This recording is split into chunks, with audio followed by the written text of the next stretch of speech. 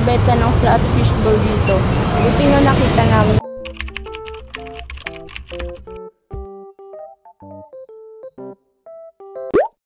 Hi everyone! Alis kami ngayon ng anak ko. Pupunta lang naman tayo sa may palengke. Dating gawi, bibili ulit tayo ng ating uulamin. Maglalakad lang siguro kami para naman mabawasan yung pagka-hyper nitong anak ko. Medyo malayo-layo ngayon lalakarin natin pero carry lang para naman mabawas-bawasan din yung aking fats. Char! Nakadress nga lang din pala ako. Yung dress ko medyo mahaba sa akin kaya ang ginawa ko, ginunting ko na lang para naman hindi siya sumasayad. Andito na nga rin pala tayo sa may highway. Medyo malayo pa talaga yung lalakarin natin. Nakikita nyo ba yung dulo doon?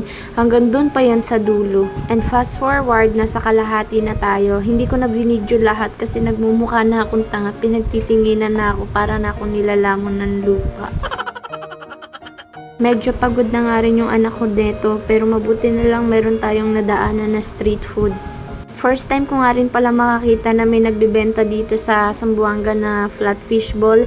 Bibihira kasi yung may mga nagtitinda ng flat fishball dito sa Zamboanga. Ang dami nga natin pwedeng pagpilian na makakain dito. Pero ang ginawa ko, kinuwanan ko muna ng 15 pieces na fishball yung aking anak. Ito lang kasi yung kinakain niya talaga, fishball. Tapos minsan kumakain din siya ng tempura at saka kikiam. Pero pinaka-favorite niya talaga sa lahat is yung flat fishball. Medyo matagal na nga rin pala kaming hindi nakakain ng ganitong flat fishball. Yung last kain namin, yun nandun pa kami sa Cagayan. Dito kasi sa Zamboanga, bibihira ka makakitang may nagtitinda ng ganito. Actually, siya pa lang yung first time kong nakitang nagtitinda ng flat fishball dito sa Zamboanga. Siya lang talaga, wala na akong ibang nakikita. Kumuha na nga rin pala ako ng kikiam ko, tapos naglagay lang din tayo ng suka na medyo spicy, tapos naglagay din tayo ng konting pipino. Mabuti na lang din pala naglakad kami ng anak ko, no? Hindi na kami sumakay ng sikad. Kasi kung sumakay kami ng sikad, hindi kami makakadaan dito, hindi kami makakakain. Kasi minsan, kapag sumasakay kami, tapos nadadaanan na namin to siya, hindi na kami bumababa. Kasi minsan traffic kasi para hindi rin naghihintay ng matagal yung, yung sikad. After namin kumain ng anak ko, naglakad na kami. Tapos, dito siya madalas bumibili ng mga toys niya, yung mga candy-candy niya, ganun.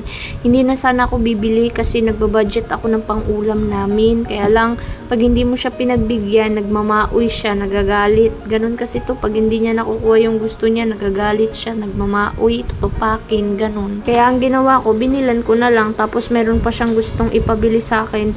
Yung parang laruan siya na motor-motor, hindi ko na napakita sa inyo. Ang mahal-mahal, tag 200. Uy, wala na kaming uulamin kapag binili ko yun. May nadaanan nga rin pala tayong pandesal dito. Madalas naman din talaga may nagtitindang pandesal dito. Bumili na lang din ako ng 10 peraso para meron din kaming snack mamaya ng anak ko. Mamalengke nga sana tayo, diba? Bibili tayo ng ating uulamin.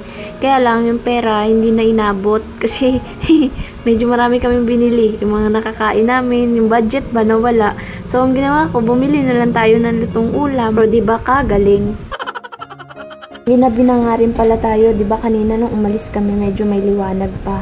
Ngayon heto, medyo madilim-dilim na, ginabi na tayo sa daan, pauwi na kami ng aking Junakis. Maglalakad lang ulit tayo, hindi na kami sumakay, wala na kaming pamasahe pauwi.